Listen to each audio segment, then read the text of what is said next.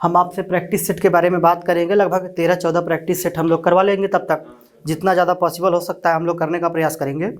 आज की क्लास में हम कुछ बेसिक पार्ट के बारे में बात करेंगे जो पूरे टॉपिक में रिलेट कर जाएगा।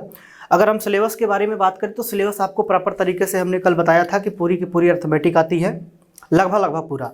और एडवांस मैथ से अगर हम बात करें तो एक चैप्टर केवल आपसे आएगा मेंसुरेशन से।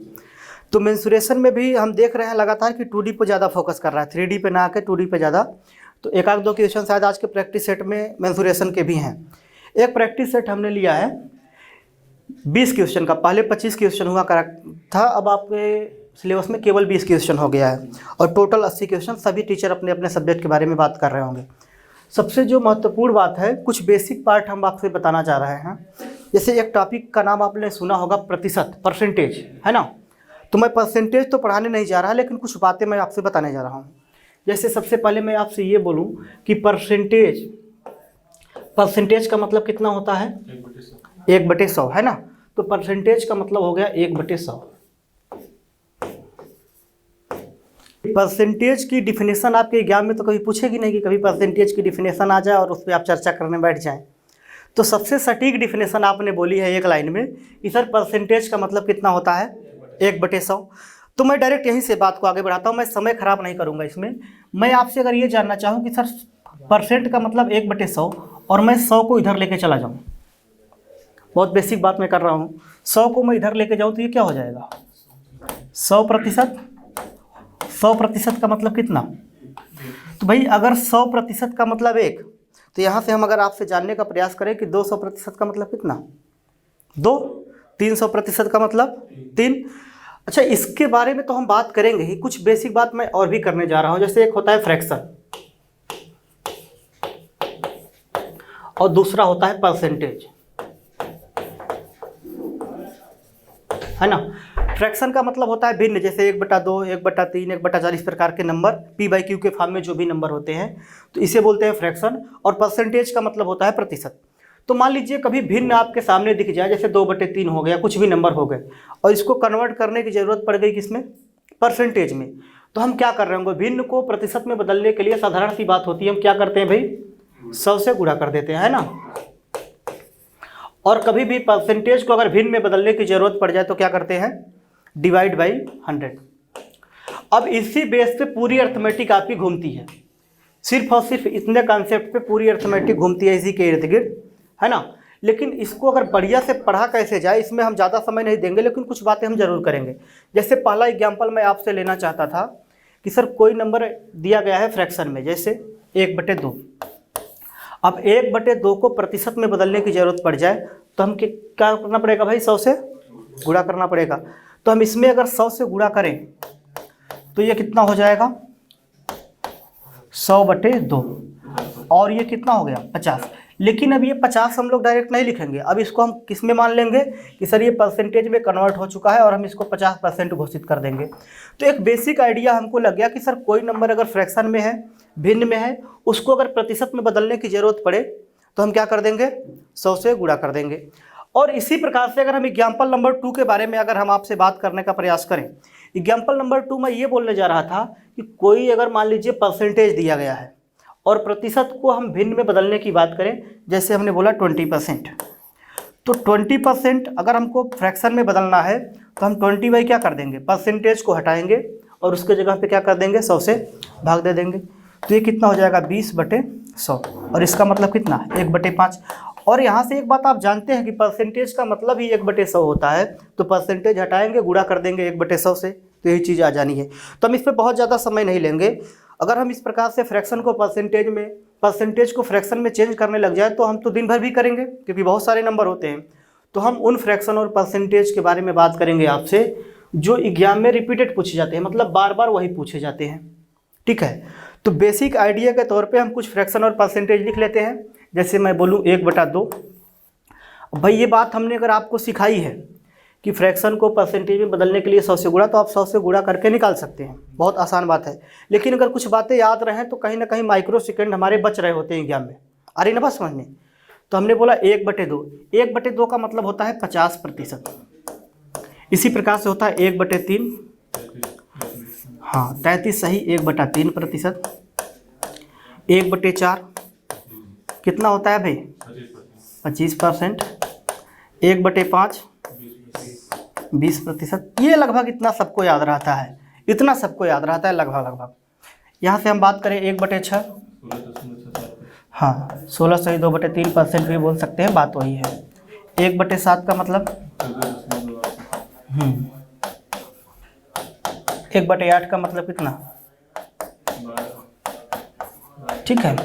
1/9 का मतलब कितना होता है भैया? 11 से 1/9%। और इसी प्रकार से एक और लिख लीजिए 1/10, इसका मतलब कितना होता है? 10% होता है ना। अभी हम इतने के बारे में बात करेंगे।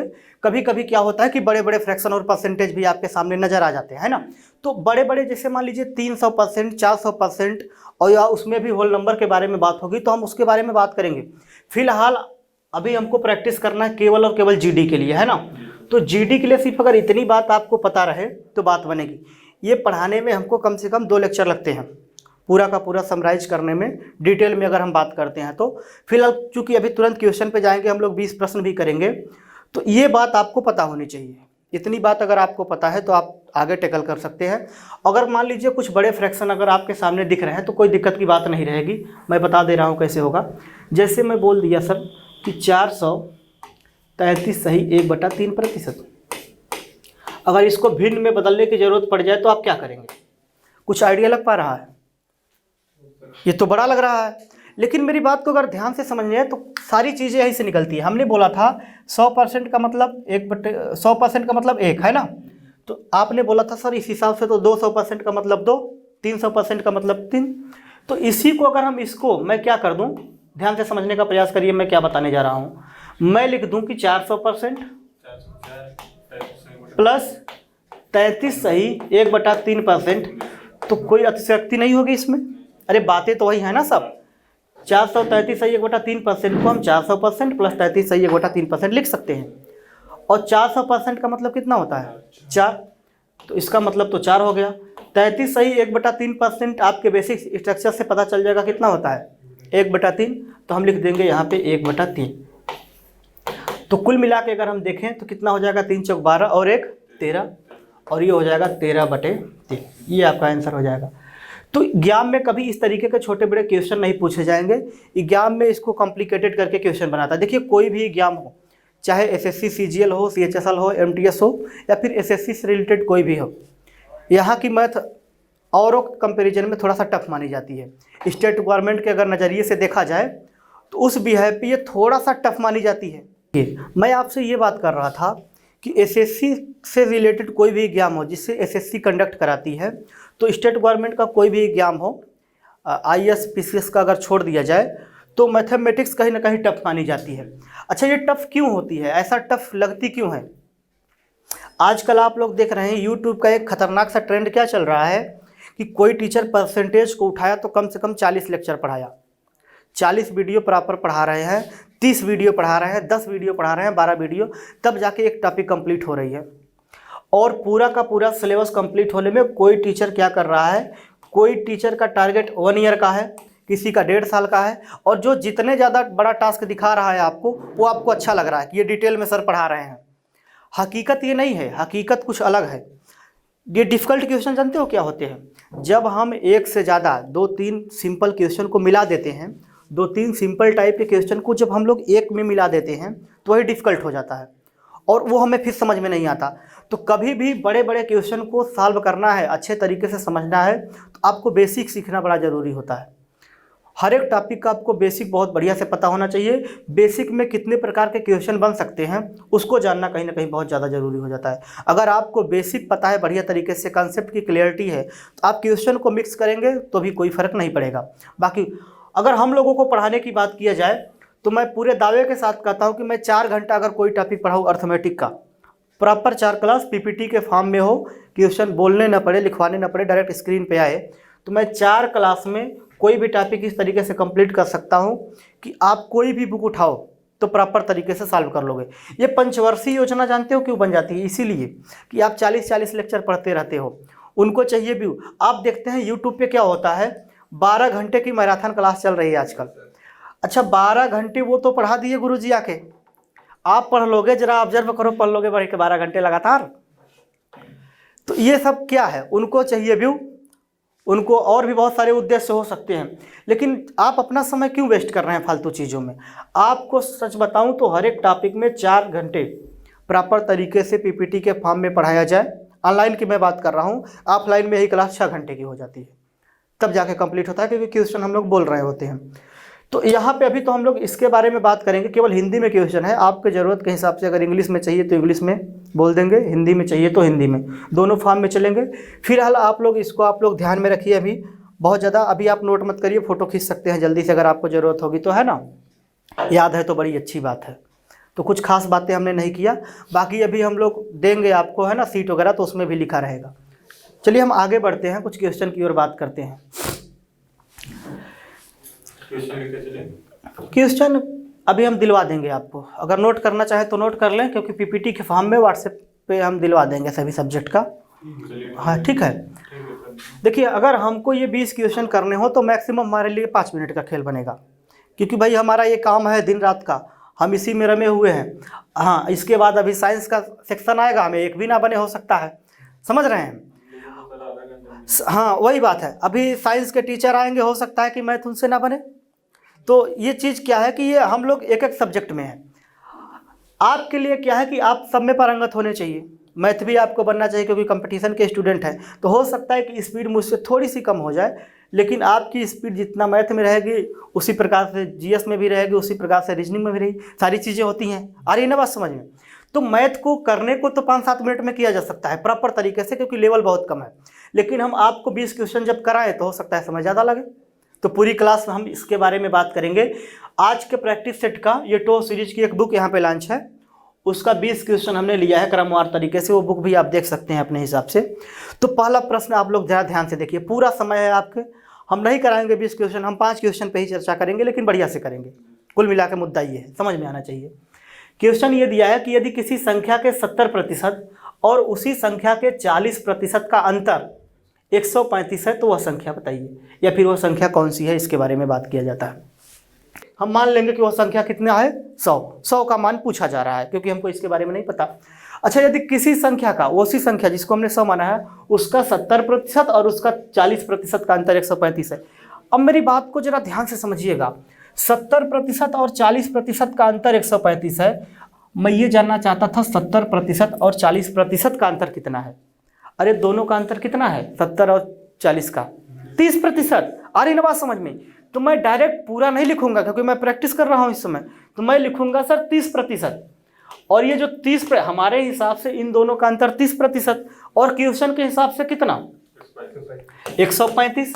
तो जो हमारे नज़र में 30% था वो कितना था क्वेश्चन के हिसाब से 135। तो 30% का मान अगर 135, तो मैं बोलूँ 1% का मान कितना, आप कहोगे सर 135 बटे कितना 30। चूंकि 1% का मान 135 बटे 30, वो संख्या हमने कितना माना था 100, तो हमको 100 चाहिए, तो हमको दोनों तरफ 100 से गुणा करना पड़ेगा। तो अगर मैं इधर भी 100 से गुणा कर दूं और इधर भी 100 से गुणा करूं, अरे 100 से गुणा करेंगे तो ये डबल जीरो चिपक जाएगा इसमें जाके, तो 100% का मान यही हो जाएगा, और इसको सॉल्व करने के बाद जो आएगा वही आंसर हो जाएगा। आ रही ना बात समझ में। देखिए हम क्या करेंगे, एक जीरो से एक जीरो काट रहे होंगे, जब आप इसको भाग देंगे तो कितना आ जाएगा। आ रही ना बात समझ में। ये कैलकुलेटिव प्रश्न है, जरा ध्यान से समझिएगा, इसको हमने जानबूझ के लिया। कभी भी ए बी सी और यहाँ पे डी है ना, 3 संख्या नहीं 4 संख्या, यहाँ पे 3 को जगह पे 4 करिए, ये गलत लिखा गया है यहाँ पे, ठीक है। और सी के साथ साथ कौन है, एक डी है। ए बी सी डी 4 संख्या है, ठीक है। प्रश्न में है ए बी से 40% कम है और बी सी से 15% कम है, सी डी से 50% अधिक है, तो ए डी से कितने प्रतिशत कम होगी। ये प्रश्न आते हैं।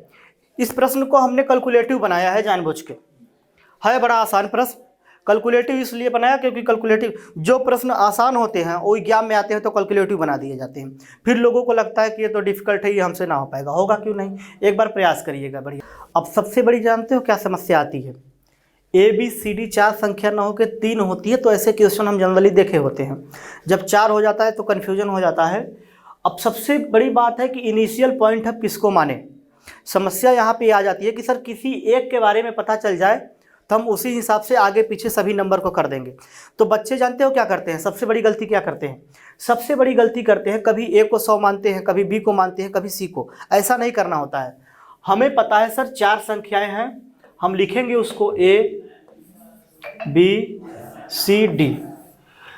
ऐसा कभी भी क्वेश्चन आ जाए, तुलनात्मक आ जाए कि ए की तुलना बी से, ए की तुलना डी से, डी की तुलना सी से, किसी से भी, यही तो किया गया है ना कि ए बी से 40% कम, बी सी से 15% कम, सी डी से 50 ज़्यादा अधिक। ऐसे क्वेश्चन में एक बात हमेशा ध्यान रखना, जो सबसे लास्ट में व्यक्ति हो या फिर ए बी सी डी हो तो डी, उसको हम 100 घोषित कर देंगे। किसको? जो सबसे लास्ट में हो। इसको अगर हम सबसे पहले पकड़ेंगे और मान लेंगे कि ये डी है, क्योंकि क्या डी के बारे में कोई बात करी गई है? देखिए, की हो चाहे न की हो, सबसे ए बी सी केवल 3 ही रहते संख्या, तो हम सी को 100 मान लेते। ठीक है, अगर 5 होते A B C D E तो हम ई को 100 मान लेते। तो पहले आपको लिखना है कि 4 संख्याएं हैं ए बी सी डी, तो हम ए बी सी डी लिखेंगे और डी को क्या कर देंगे 100।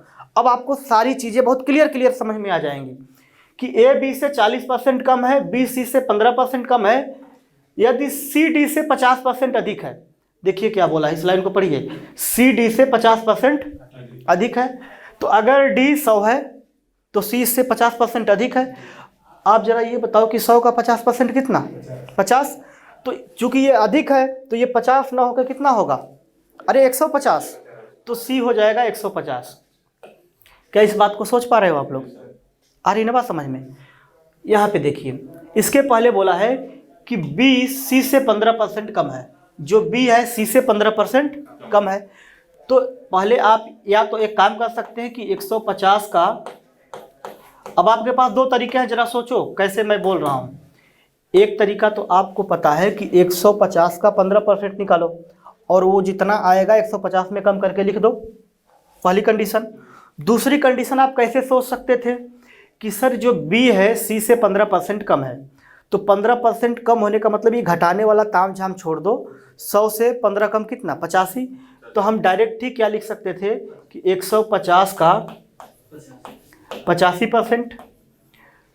तो जो यहाँ पे रिजल्ट आएगा इसको आप यहाँ पे चिपका सकते थे डायरेक्ट, या फिर जो यहाँ पे रिजल्ट आएगा 150 में से घटा के यहाँ पे चिपका सकते थे। दोनों बातें तो बराबर ही है ना। मैं क्या बताना चाह रहा हूँ, समझ में आ रही ना बात? ये तो आप कैसे भी जा सकते हैं, आपके ऊपर डिपेंड करेगा ये, है ना। अब जरा देखिएगा ध्यान से मैं क्या बोल रहा था। 150 का 15%, अब देखिएगा क्या होगा। 50 से कितनी बार में? 2 बार में। 50 से कितनी बार में? 3 बार में। ठीक है, 15 तिया कितना? 45। 45 बटे कितना? 2। अरे 45 बटे 2 का मतलब कितना होता है? 22.5। तो इसमें से आप 22.5 घटा सकते हैं। जब आप इसमें से 22.5 घटाओगे तो कितना आएगा? 127.5। तो यहाँ पे लिख देंगे 127.5। यही हम बता रहे थे कि एक क्वेश्चन कैलकुलेटिव जानबूझ के लिया गया है। जनरली तौर पे एग्जाम में आने वाला क्वेश्चन इतना कॉम्प्लिकेटेड नहीं बनाता है, लेकिन आप अभी सीख रहे हैं तो इसलिए हम लोगों ने इसको कॉम्प्लिकेटेड जानबूझ के लिया। ठीक है, चलिए हम आगे बढ़ते हैं। आगे बोला है कि ए बी से 40% कम है। ए बी से 40% कम है। अब ए जो है इससे 40% कम है, इसका मतलब बी का ये 60% है। या तो आप इसका 40% निकालो फिर कम करके लिखो, या फिर आप ये कर लो 127.5 का 60%, डायरेक्ट ये संख्या आ जाएगा। ए बी से 40% कम है, जो ए है ये बी से कम है। कितना कम है? 40%। इसका मतलब ये बी का कितना है? 60% है। अब देखो दोनों तरीका में क्या देखो ध्यान से मैं क्या बोलना चाहता था। आपके पास जैसा आप सोच रहे हो, आप ये सोच रहे हैं कि सर आप कुछ मत करो, ज़्यादा दिमाग नहीं लगाना हमको, 127.5 का 40% निकालो और जो यहाँ पे आंसर आए इससे घटा के यहाँ पे लिख दो। आपके मन में चल रहा है ना, क्योंकि ए क्या है 40% कम है, तो 127.5 का 40% जो आएगा आप इसमें से घटा के यहाँ पे लिख देंगे। ये आपके मन में चल रही है। लेकिन मैं आपसे ये बोल रहा था कि मैं एक बार इसको निकालूँ, जो भी रिजल्ट आए इससे घटा के लिखूँ, तो ये 40% है। अगर मैं इसी का 127.5 का अगर मैं 60% निकाल दूं तो डायरेक्ट ये रिजल्ट आएगा। कैसे आएगा, नहीं समझ पा रहे हो? समझ रहे हो ना? तो मैं क्यों एक बार निकाल के इसको घटाऊं, मैं डायरेक्ट इसको निकाल के यहाँ नहीं लिख दूं? ये बात मैं बताना चाहता था आपसे, ध्यान से समझिएगा। अगर हमको 60% निकालने की ज़रूरत पड़ेगी तो हम इसको सॉल्व करके लिखेंगे, और जब हम इसको सॉल्व करके लिखने की ज़रूरत पड़ेगी तो कैसे लिखेंगे भाई? एक जीरो से एक जीरो काट देंगे, हाँ एक जीरो बढ़ा लेंगे, ये दशमलव को हम लोग गायब कर देंगे। आ रही ना बात समझ में? इसको हम लोग गायब कर देते हैं। तो देखिए ये कितना 100 है ना, ये 100 को हम 50 करते हैं और यहाँ पे क्या करते हैं 3 कर देते हैं। 5 से काटिए, 5 से कितनी बार? 10 बार। 5 दूनी 10, बचेगा कितना 2 7, 5 पचा 25, 5 पचा 25। इसका 3 से गुणा करके 10 से भाग दे दिया जाएगा, ठीक है? हाँ 5 से भी कट रहा है, तो 5 से कट रहा है तो 5 पचा 25, 5 एकम 5, ठीक है। 3 एकम 3, 3 पचे 15 डिवाइड बाई 10। सर यहाँ 2 बचेगा ना? कहाँ पे 2 बच रहा है? 5, अच्छा 2 था ना, है हाँ ठीक है, इसको नहीं काटा था। तो 3 एकम 3, 5 3 15 और डिवाइड बाई कितना 2। इसका देख लीजिए आधा कितना होता है? 2 सत्ते 14, 76 दशमलव 2 सत्ते 14, बचा कितना 1 13, 2 छंग 12, 2 पंचे 10, 76.5, ठीक है। तो ये कितना हो जाएगा 76.5। अब देखिए मेरी बात को ध्यान से समझिएगा, ये डाटा निकालना कितना खतरनाक काम हो गया हमारे लिए जब ये इतना ज़्यादा पॉइंट दे दिया। मैंने पहले ही बोला था कि ये जानबूझ के इस प्रकार का लिया गया प्रश्न है। कभी भी आप क्वेश्चन उठाओ, बुक उठाओगे ना, तो ये इस तरीके के नंबर नहीं मिलेंगे आपको। डायरेक्ट 20 कम होता नहीं जाएगा, 10 कम होता जाएगा और सेट हो जाएगा। अनुपात में हो जाएगा, अनुपात में हो जाएगा, बात वही होती है, कोई दिक्कत नहीं। क्योंकि हमने सोचा अभी रेशियो प्रोपोर्शन तो पढ़ाया नहीं है, तो कहीं और ज़्यादा ना कन्फ्यूजन हो जाए, ठीक है। अब मेरी बात को ध्यान से समझिएगा, मैं आपसे ये बोल रहा था कि पूछा क्या गया है कि ए डी से कितने प्रतिशत कम है। अरे ए डी से कितने परसेंट कम है? ए कितना कम है डी से? चूँकि प्रतिशत पूछा है तो हम 100 पे कैलकुलेट ही करते हैं भाई, हम 100 पे कैलकुलेट करते हैं। और सौभाग्य से डी कितना दिया गया है 100, तो 100 से ये कितना कम है भाई? 23.5। 23 होगा ना, 23 होगा, तो 23.5 इसका क्या हो जाएगा? आंसर हो जाएगा। आ रही ना बात समझ में? ये बात होती है। देखिए फेल पास पे हमेशा एक प्रश्न आता है, उसकी एक अलग वैरायटी होती है। ये क्वेश्चन आ गया है, चूँकि सेट में था तो हमने चेंज नहीं किया है, कोई क्वेश्चन नहीं। ये 20 के 20 जो क्वेश्चन लिया है ना, एक सेट का है, किसी सेट में आया हुआ था, वही क्वेश्चन हमने प्रीवियस ईयर का उठा लिया है। अब इसमें एक वैरायटी, बहुत सारी वैरायटी होती है, लेकिन हो सकता है अगले जब हम प्रैक्टिस सेट लूँ तो उसमें आ जाए और मैं उसमें पूरा कंसेप्ट क्लियर कर दूंगा आपका। ये क्वेश्चन कम आते हैं, ठीक है, ये बहुत रेयर सेट में आता है और ये हल्का प्रश्न है। अगर आप ज़रा ध्यान से सोचेंगे तो सोच पाएंगे इस प्रश्न को, कोई दिक्कत आपको नहीं होगी। लेकिन इसकी एक एडवांस वाला तरीका और भी होता है, एडवांस क्वेश्चन आता है, जब वो आएगा तो मैं पूरा कंसेप्ट क्लियर करके जाऊँगा किसी न किसी सेट में। अगर किसी सेट में नहीं रहेगा तो मैं अपने से इंक्लूड करवा दूंगा उसको, है ना, अगले सेट में ज़रूर लेके आऊँगा। एक परीक्षा में विद्यार्थियों को उत्तीर्ण होने के लिए 35% अंक लाने थे। कहने का तात्पर्य यह है कि अगर आपको पास होना है किसी परीक्षा में तो 35% आपको पाने होंगे, ठीक है। यदि सुनीता को 145 अंक मिले, एक लड़की है सुनीता, उसको 145 अंक मिले हैं और वह 23 अंक से फेल हो जा रही है। उत्तीर्ण होने का मतलब फेल होता है। 145 पाने के बावजूद भी कितने से फेल हो रही है? 23 नंबर से फेल हो रही है। तो परीक्षा का पूर्णांक कितना था, ये बात आपसे पूछिए। अच्छा, परीक्षा का पूर्णांक कितना होता है? 100%। हमें नहीं पता तो हम क्या मानेंगे? 100% पूर्णांक ही हो जाएगा। तो 100% का आपसे मान पूछा गया है। अब देखिए मैं क्या बोल रहा था कि एक परीक्षा में हमें मान लीजिए 35% मैं पाता तो पास होता। ये पास होने के लिए सुनिश्चित अंक किए गए हैं। एक लड़की है सुनीता, सुनीता कितना 145 अंक मिले हैं तो फेल हो रही है। इसका मतलब 35% नहीं पा रही है तभी तो, और 23 अंकों से फेल हो रही है, 23 नंबर से फेल हो रही है। तो अगर मैं ये 23 नंबर और 145 नंबर को दोनों को जोड़ दूं तो क्या 35% पास हो जाएगी कि नहीं? 145 पा रही थी, अगर 23 नंबर में इसको और दे दूँ तो ये पास हो जाएगी। तो मैं ये बोल रहा था तब ये 35% पा जाएगी। कब? जब 145 प्लस कितना 23 नंबर मिल जाए। तो 145 प्लस 23 यही क्या है? पासिंग मार्क है। तो 35% का मतलब कितना हो जाएगा? 35% का मतलब ये हो गया 5 3 8 4 2 6 168। तो 1% का मान अगर मैं आपसे जानने का प्रयास करूं तो आपका होगा सर 168/35 है ना, 35। तो 100% का मान कितना हो जाएगा अगर हम ये जानना चाहते हैं, क्योंकि पूर्णांक पूछा है। तो 100% का मान ये हो जाएगा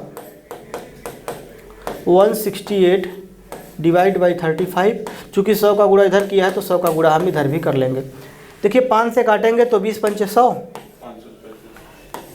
5 सत्ते 35 है ना। 7 से इसको काट दीजिए, कितनी बार? 7 दूनी 14, 7 चौक 28 गुणे 20 ये वाला, ठीक है। 24 दूना 48, एक जीरो बढ़ा लेंगे तो 480 ये क्वेश्चन का आंसर हो जाएगा। अब जरा इस क्वेश्चन को सोचो, इस क्वेश्चन में किसी टीचर की और किसी हेल्प की आपको ज़रूरत नहीं थी। अगर आप ध्यान से पढ़ने का प्रयास किए होते तो ये क्वेश्चन ऑटोमेटिक बन जाता। तो बहुत सारे क्वेश्चन 20 में से आपको 3 से 4 क्वेश्चन इस तरीके के आएंगे जो आपने कभी नहीं पढ़ा है, तो उसको सोच समझ के आप कर सकते हैं, हर हाल में कर सकते हैं। अगर आप सीजीएल का देने जा रहे हैं, प्री के एग्जाम में 25 क्वेश्चन आता है तो उसमें भी कम से कम 3 क्वेश्चन या 4 क्वेश्चन इस तरीके के फंसेंगे जिसको आप ऐसे करोगे। इसमें किसी लॉजिक की ज़रूरत नहीं होती। सोचने का तरीका कैसे डेवलप होगा? जब आप क्लास पढ़ते हैं ना और इस बिहेव पे आप चीज़ें सीखते हैं तो बहुत बढ़िया तरीके से। अभी मैं आपको बता रहा हूँ, मैं 15 वीडियो पढ़ाया हूँ, 15 वीडियो इसी चैनल पे भी हाल ही में पढ़ाया हूँ लाइव। 15 वीडियो में आपको शुरू के 11 वीडियो, 1 से लेके 11 वीडियो अगर आप पेपर देने जा रहे हैं तो हर हाल में देख लीजिए। ये नंबर सिस्टम का ही पार्ट होता है, एक एलसीएम एचसीएफ, वहाँ से क्वेश्चन बनते हैं, ठीक है। एलसीएम एचसीएफ आपने पहली बार कक्षा 5 में देखा था, उसी का थोड़ा बड़ा भाई है ये, और कुछ नहीं। 2 संख्याएं 9:11 के अनुपात में हैं। यदि उनका महत्तम समापवर्तक 23 है तो दोनों संख्याओं में कितना अंतर है? दोनों संख्याओं का अंतर पूछता है, कभी कभी दोनों संख्याओं का योग पूछता है, कभी कभी वो दोनों संख्याएं पूछ ली जाती हैं। तो मैं थोड़ा सा समय लूँगा, इसको कॉन्सेप्ट वाइज ख़त्म कर देते हैं बढ़िया तरीके से, है ना। इसको कॉन्सेप्ट वाइज देख लेते हैं। देखिए, मैं इस क्वेश्चन को कराने से पहले आप मेरी थोड़ी सी बात को ध्यान रखेंगे तो मैं पूरा कॉन्सेप्ट इसका ख़त्म करता हूँ। हालांकि पूरा एलसीएम एचसीएफ खत्म करना मुश्किल बात है, लेकिन बेसिक समझ आपको है एलसीएम का भी एचसीएफ की भी। जैसे मैं एक नंबर लेता हूँ 15, मैं एक नंबर लेता हूँ 20, आ रही ना बात समझ में? अगर मैं इसका फैक्टर करूँ तो 5 तिया कितना? 15। अगर मैं 20 का फैक्टर करूँ, 5 चौक 20। आप बताइए, अगर मैं यहाँ से एलसीएम पूछूँ आपसे तो क्या लिखोगे? सर 5 गुणे 4 गुणे 3 हो जाएगा कि नहीं हो जाएगा? भाई इसमें एक तो ये लेना पड़ेगा, एक ये, चूँकि ये यहाँ था तो हम इसको काउंट नहीं करेंगे, ये कर देंगे। तो एलसीएम बराबर हो जाता है ये 5 गुणे 4 गुणे 3। लेकिन अगर हम यही बात कर देते हैं एचसीएफ के बारे में तो क्या हो जाता है? भाई जो दोनों में कॉमन हो, यही होता है ना। तो इसको हम 5 घोषित कर देते हैं। अब मुद्दा ये नहीं कि सर हमको एलसीएम एचसीएफ पता है, मुद्दा ये है कि इसमें अप्लाई कैसे किया जाए। आ रही ना बात समझ में? अब मेरी बात को ध्यान से समझना, मैं क्या बोलने जा रहा था। मैं आपसे ये बोल रहा था कि यहाँ पे होता है ए कामा बी, या फिर मैं समझाने के तौर पे ए कामा एच लिखने जा रहा हूँ। A into H, B into H, C into H. ये क्या है मैं पूरा का पूरा डिटेल में समझा रहा हूँ। एच का मतलब होता है एचसीएफ, ठीक है। ये नंबर ज्ञात करने का तरीका मैं बता रहा हूँ। और यहाँ पे ए कामा बी कामा सी, ये को प्राइम नंबर होते हैं, को प्राइम नंबर, ठीक है। कहने का मतलब आपको नंबर फाइंड करना है, वो संख्याएं फाइंड करना है। तो कभी भी अनुपात आपको दिया गया है संख्याओं का, ये देखिए, मैं आपको अगर यहाँ से नंबर, ये नंबर हमको पता करना है सिर्फ इनके सहारे, सिर्फ इनके सहारे ये नंबर पता करना है। एचसीएफ हमको पता है, तो अगर मैं इसी एचसीएफ से 5 में गुणा करूँ तो क्या आएगा? पहली संख्या आ जाएगी। इसी एचसीएफ से, क्योंकि ये 5 है, एचसीएफ 5 है, इसी एचसीएफ से अगर मैं 4 में गुणा कर दूँ तो आ जाएगा कि नहीं आ जाएगा? तो एक तरीके से 3 और 4 ये क्या हो गए, इसके अनुपात हुए, वो नंबर याद करने के तौर पे। ठीक है, तो मैं आपसे ये ध्यान से समझने का प्रयास करिए।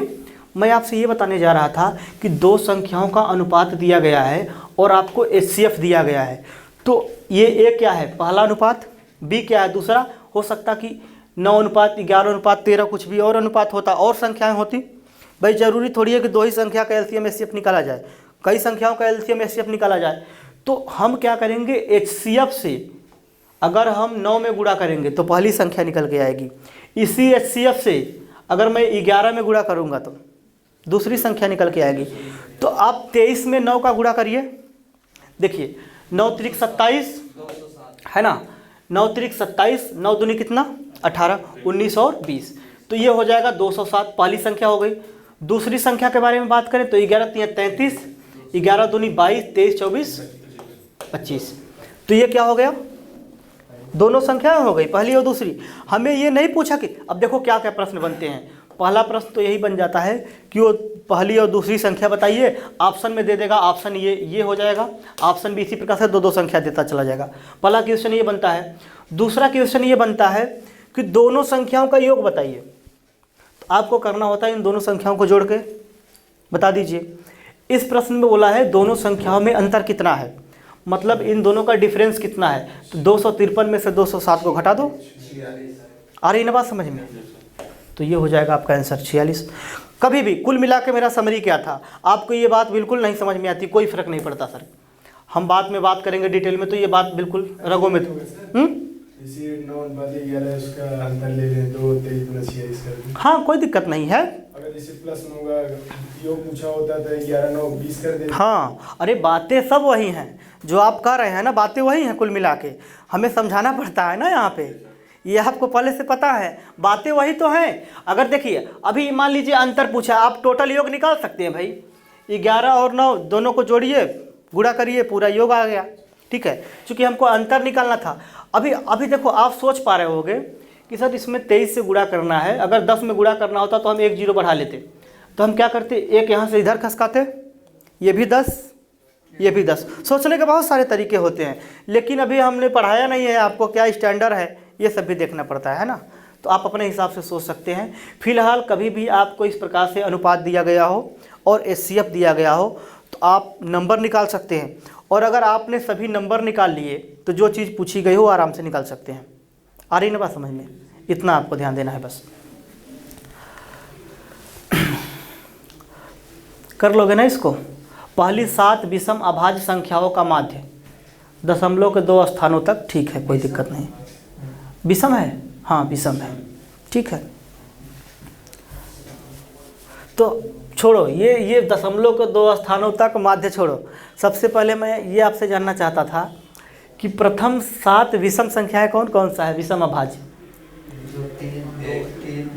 3 5, हाँ आप अच्छा 3 से शुरू कर, हाँ बहुत सारे बच्चे 2 से भी शुरू कर देते हैं ना, तो वही बात है 1 से भी। तो अगर इतनी बात पता है तो आप इसको अब बताने का कोई औचित्य ही नहीं बच जाता है ना। आप 3 जोड़ दीजिए, फिर क्या 3 5 7, उसके बाद 11 13 15, 3 से कटेगा नहीं, कट जाएगा ना, कितना हो गया 1 2 3 4 5 6 17 19। भाई इसको जोड़ के किससे भाग दो, देखो चूँकि माध्य निकालना है 7 से, ठीक है 7 संख्या है ना टोटल, तो लगभग ये आएगा आपका आंसर, क्योंकि 75 9 7 16 75 आएगा ना, 75/7 10 5 50, लगभग इसके आसपास जाएगा, यही होगा आंसर 10 के आसपास। चेक करो थोड़ा सा, यही आ रहा है ना, हाँ क्योंकि 75 आएगा इसका जोड़ने पे, ठीक है। चलिए तो ये बात समझ में आ गई, इसमें क्या समय है, नोट कर रहे हैं क्या, ठीक है। देखिए इसमें ईयर भी लिखे गए हैं सभी क्वेश्चन में, कब कहाँ आया हुआ है, जीडी का ही टारगेट करके ये बुक का क्वेश्चन है सब यहाँ पे जो छपी हुई है। एक टेलीविज़न 14,500 रुपये में उपलब्ध था, दिवाली की सेल के दौरान उसकी कीमत घटकर 11,890 हो गई, छूट प्रतिशत बताइए। कितने प्रतिशत का डिस्काउंट दिया गया है। अक्सर आप लोग देखते होंगे कि दिवाली वगैरह पे छूट आता है, तो उसी से रिलेट करके ये प्रश्न है कि एक टेलीविज़न पहले इतने में था, अब दिवाली पे छूट होकर सिर्फ इतने में बिक रहा है, तो कितने % का छूट। कोई कंसेप्ट आपको नहीं पता है या फिर कहीं पे डाउट हो, ठीक है। अब ये प्रश्न में देखो कुछ नहीं है, ये इसी क्वेश्चन की मैं बात कर रहा था आप लोगों से कि 2-3 क्वेश्चन आपको ऐसा दिखेगा जो ऑटोमेटिक होंगे। बोला है कि एक टेलीविज़न 14,500 रुपये में बिकता था, मान लीजिए उपलब्ध था। दिवाली में क्या हुआ, इसकी कीमत घटा दी गई। अब दिवाली में कीमत घटा कर कितना कर दी गई, 11,890। तो छूट प्रतिशत बताइए। आपसे मैं ये जानना चाहता था कि जो टीवी इतने रुपए में बिकती थी 14,500 में, अब 11,890 में बिक रही है, कितने कम में बिक रही है? 2700। सही बता रहे हो ना, भरोसा कर लूँ? 2610। देखो भाई, हमने बोला भरोसा कर लो, तुम लोग पहले ही, हमें भी 2610 सही लगने लगा। अब तो 2610 ना, हाँ देखो कैसे भरोसा कर लिया जाए तुम पे। अब हमको तुम भरोसे में नहीं ले सकते, कोई भरोसा नहीं करेगा तुम पे, समझ रहे हो ना। 2610 मतलब 2610 रुपये क्या हुआ, छूट मिला। अच्छा, छूट किस पे दिया भाई? पहले जितने बिकता था उसी पे छूट दे दिया। तो 14,500 पे 2610 की छूट, तो 100 पे कितने की छूट? इसी को तो डिस्काउंट बोल देते हैं। अब अपना सॉल्व करिए, ठीक है, शायद 18% आएगा। ठीक है, अपना 2 से काटना, 5 से काटना, काट कूट के कितना ला लेना। हाँ ठीक है, छोड़ रहे हैं। एक आगे देखते हैं क्वेश्चन जल्दी से। आप लोग करिएगा, हम बताएंगे, ये पूरा करा देंगे, परेशान मत हो। अभी मैं पूरा स्लाइड निकलवा के आपको दिलवाऊंगा, ठीक है। फ़ोटोकॉपी में एक फ़ोटोकॉपी दिलवा दूंगा आपको, आप लोग नोट कर लेना जल्दी जल्दी। और खाली टाइम में अगर मिलना तो मैं पूरा का पूरा 20 क्वेश्चन जल्दी जल्दी सॉल्व करा दूंगा आज, या फिर मैं अब बताओ, ये क्वेश्चन मैं बताऊंगा तुमको, कल्पना भी नहीं कर सकते, है ना। ठीक है, तो कुछ DI के भी क्वेश्चन 1-2 आते हैं, उसके बारे में भी हम बात करेंगे सबसे बढ़िया तरीके से, ठीक। DI पहले क्या हुआ करती थी, पहले की जो DI थी ना, उसमें एक DI देता था और 5 क्वेश्चन पूछे जाते थे। अब क्या होता है, 1 क्वेश्चन पूछता है। तो अब इसमें मायने रखता है स्पीड कितना तेज आप लोग करते हैं। ये चित्र वाला क्वेश्चन अगर आपके एग्जाम में फंस गया तो इसको आप अपना बोनस मान लिया करो कि ये गलत नहीं होता, ये बड़ा आसान होता है, लेकिन शुरू में बड़ा दिक्कत करता है जब तक आप नहीं जानते। एक बार टीचर आपको पढ़ा दिया, कोई एक DI आप पढ़ लो ना ढंग से, केवल एक DI पढ़ लो, 1 या 2 DI, तो आप पूरी DI अपने आप समझ जाते हो कि अच्छा ऐसे होता है। समय लगा दो अलग मुद्दा है, आंसर निकालने की गारंटी हो जाती है इसमें। तो बहुत सिंपल देखो, टाइम एंड वर्क के भी कॉन्सेप्ट हैं। ये मेंसुरेशन वाले क्वेश्चन हो गए कुछ, हम सबके बारे में बात कर लेंगे। चलिए, तो आज हम बहुत ज़्यादा बात तो नहीं कर पाए। देखो, ये सब बातें जो आप लोग देख रहे हो ना, आपको डिफ़िकल्ट लग रही है, यकीन मानो पूरा ब्रह्मांड इन सब बातों को जानता है आपके अलावा। कंपटीशन की तैयारी करने वाला हर एक बच्चा इसको उड़ा देगा, सब क्वेश्चनों को। स्पीड बढ़ाने की ज़रूरत है, काम करने की ज़रूरत है, और हताश नहीं होना अपने आप में, है ना। एक पेपर गड़बड़ा गया, अभी आपने कोई बढ़िया से तैयारी करी नहीं है तो नहीं भी होगा, तो कोई बड़ा मुद्दा नहीं है। लेकिन ये यकीन मानो कि 13-14 दिन अगर जो आपके पास हैं, अगर इसमें ज़बरदस्त मेहनत करोगे तो अभी मैं गारंटी लेता हूँ कि 20 क्वेश्चन में से आप 18 करके आओगे। बहुत ज़्यादा समय है, अगर बढ़िया से किया जाए तो, नहीं तो बहुत कम है, ठीक है। तो सबसे पहले आप वीडियो देख लेना, बाकी जो भी डाउट हो किसी भी बुक का हो आप लेके आओ, मैं आपको बता दूंगा, क्लास के टाइम पे नहीं, बाहर। कैसे मिलेगा सर वीडियो आपको? समसामयिक घटना चक्र का, अब नहीं ऐप पे नहीं, फिलहाल समसामयिक घटना चक्र, समसामयिक घटना चक्र चैनल का नाम है। उसमें प्लेलिस्ट होगा 15 वीडियो का, 1 से लेकर 11 तक जरूर देख लेना, बाकी 4 मत देखना। एकदम टाइप वाइज उसमें लिखा है, type number 1 sugar and rice based question, type number 2 तो है ना फेल पास वाले क्वेश्चन, प्रॉपर तरीके से उसमें लिखा है, आपको दिमाग लगाने की जरूरत नहीं पड़ेगी। आप एक चैप्टर पढ़ के तो देखो। पहली बात, परसेंटेज जरूर पढ़ लेना। परसेंटेज आप पढ़ते हो 100% तो प्रॉफिट लॉस ऑटोमेटिक खत्म होता है 80%, CISI 30-40%। परसेंटेज अगर आप बढ़िया से पढ़ लोगे तो पूरा अर्थमेटिक इर्द गिर्द घूमती है। आपकी समझ इतना तेज डेवलप कर दूंगा 10 दिन में कि आप 20 में से 18 क्वेश्चन करोगे। 2 की गारंटी नहीं रहेगी। 2 की गारंटी इसलिए नहीं रहेगी कि पूरा कोर्स अभी आप कंप्लीट नहीं किए हैं, है ना।